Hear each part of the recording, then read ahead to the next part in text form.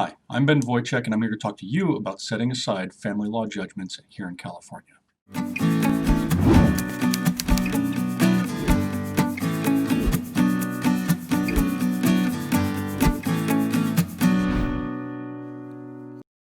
When you want to set aside a family law judgment, the first thing you need to know is that you are on a deadline. California Code of Civil Procedure, Section 473, provides you with 6 months to seek to set aside a judgment based on surprise, inadvertence, mistake, or excusable neglect. And one of the key phrases in there is excusable. You can't just intentionally delay or not respond or do something that you need to do that results in a negative judgment against you.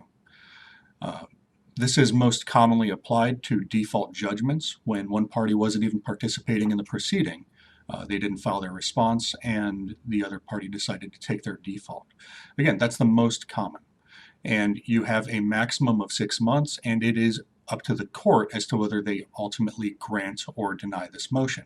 Now, there's some case law that supports granting this motion if it is on default, especially in California, because the courts prefer to adjudicate matters on the merits rather than just enforcing a judgment that was based on one of the parties' assertions. Now, you can also seek to set aside a judgment based on Family Code Section 2122. Now, this deadline extends to a year, but it isn't based on inadvertence, surprise, mistake, or excusable neglect. This is more based on intent. Say the opposing party committed fraud, perjury, coerced you into the judgment that was entered, or something along those lines. In those cases, you have 1 year to seek to set aside the judgment. And it is a lot more difficult to set aside a judgment under 2122 because courts prefer that these actions don't just continue on endlessly. They want judgments to be final.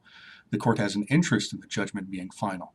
So you would be much more likely to be successful with a motion within 6 months as opposed to outside under Family Code Section 2122.